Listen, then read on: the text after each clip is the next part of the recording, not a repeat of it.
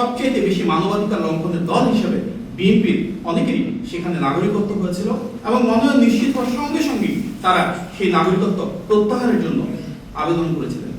সে আবেদনপত্র থাকার পরও নির্বাচন কমিশনে দ্বৈত নাগরিকত্ব নিয়ে জটিলতা তৈরির কিছু প্রয়াস আমরা দেখতে পাচ্ছি। অথচ সংবিধানের 66 অনুচ্ছেদ অনুযায়ী যে কোনো নাগরিকের ক্ষেত্রে আমরা সেটা প্রত্যাহারের জন্য আবেদন করার পরে এটা নিয়ে বিতর্ক কোনো অবকাশ থাকা উচিত নয়। আমরা দেখেছি যে বেশ কয়েকটি রাজনৈতিক দল তাদের প্রতীক সহ সরাসরি নিজ প্রার্থী ও দলের জন্য বিভিন্ন কর্মসূচির মাধ্যমে ভোট চাচ্ছেন, সরাসরি বাড়ি বাড়ি থেকে, কখনো রাজপথে এবং অনলাইনে।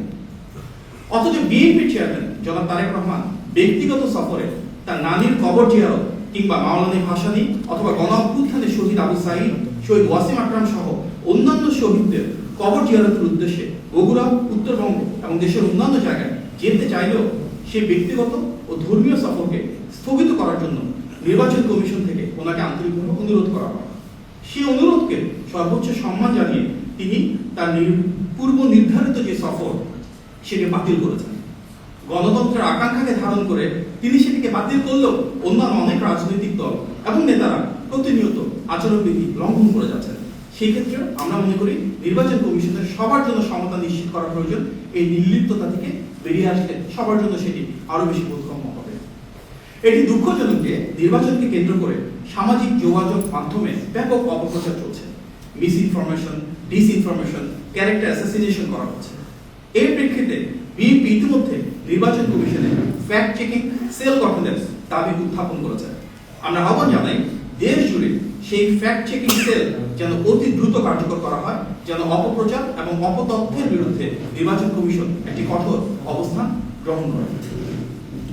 আমরা আপনাদেরকে নিশ্চিত করছি যে বিএনপির চেয়ারম্যান জনাব তারেক রহমানের কন্যা ব্যারিস্টার জাইমা রহমানের ফেসবুক ও ইনস্টাগ্রাম আইডি মেটা কর্তৃক অর্থাৎ ফেসবুক ও ইনস্টাগ্রামের যে মাদার কোম্পানি তার দ্বারা সম্প্রতি ভেরিফাই করা হয়েছে।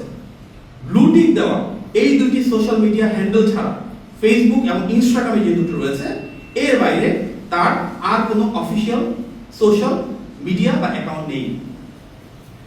বিএনপির আইসিটি দপ্তর কর্তৃক 50টিরও বেশি ফেক আইডি ও পেজ ব্যারিস্টার জাইমা রহমানের নামে যেগুলো ছিল সেগুলো রিমুভ করা হয়েছে এবং বিভিন্ন হ্যান্ডেল থেকে ডিপ ফেক এবং এআই জেনারেটেড ভিডিও পোস্ট করে যে বিভ্রান্তি ছড়ানো হচ্ছে আপনারা তার বিরুদ্ধে যেটা সত্য, যেটা সঠিক সেটা তুলে ধরবেন এবং এই দুটো আইডি যেন সবার কাছে পৌঁছে যায় সেজন্য আপনাদের কাছ থেকে আমরা সহযোগিতা কামনা করছি। ওনার ফেসবুক এবং ইনস্টাগ্রাম দুটোর ক্ষেত্রে আইডি হচ্ছে জেড রহমান 25।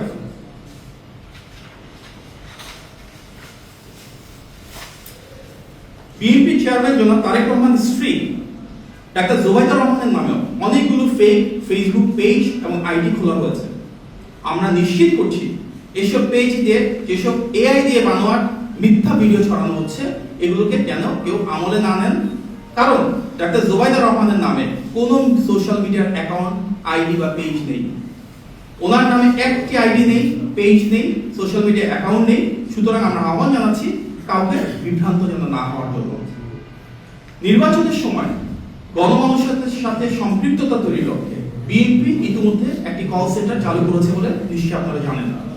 যে কোনো ব্যক্তি যে কোনো বিষয়ে দেশের যে কোনো প্রান্ত থেকে অনুসন্ধান, প্রয়োজনীয় তথ্য, পরামর্শ, অভিযোগ কিংবা মতামত জানাতে আমাদেরকে সেই নাম্বারে 164-16543 সেখানে কল দিতে পারবেন।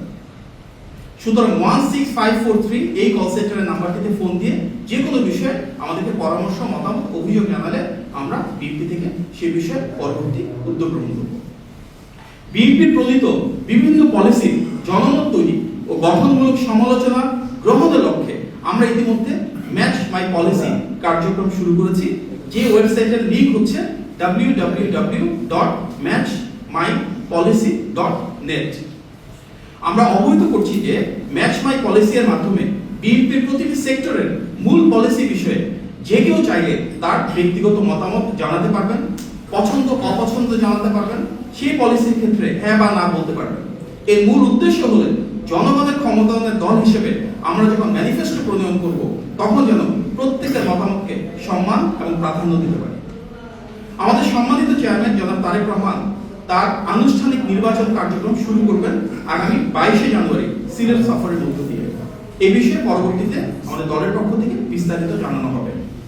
গণভোটের ক্ষেত্রে আমরা বলেছি যে গণ অভ্যুত্থানের আকাঙ্ক্ষাকে ধারণকারী রাজনৈতিক দল হিসেবে সবার আগে বিএনপি সংস্কার প্রস্তাব দিয়েছিল 2016 সালে ভিশন 2030, 2022 সালে 27 দফা এবং 2023 সালের 31 দফার উপর ভিত্তি করে।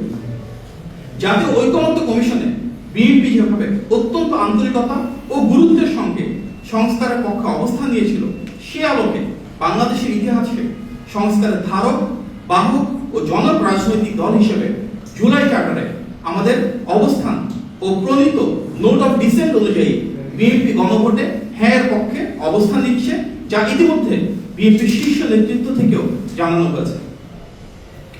প্রিয় সাংবাদিকবৃন্দ, আসন্ন নির্বাচনকে সুন্দর, সফল, সুষ্ঠু ও গ্রহণযোগ্য করতে গণতন্ত্রকামী প্রতিটি ব্যক্তি, প্রতিষ্ঠান ও রাজনৈতিক দলের অনেক বড় ভূমিকা রয়েছে। আসুন আমরা সবাই মিলে জনগণের ক্ষমতা নিশ্চিত করে একটি স্বচ্ছ ও জবাবদিহিমূলক রাষ্ট্র ব্যবস্থা নির্মাণ করি। সেই সুন্দর, সুষ্ঠু এবং গ্রহণযোগ্য নির্বাচনের প্রত্যাশায় আপনাদের সবাইকে অনেক ধন্যবাদ। আসসালামু আলাইকুম।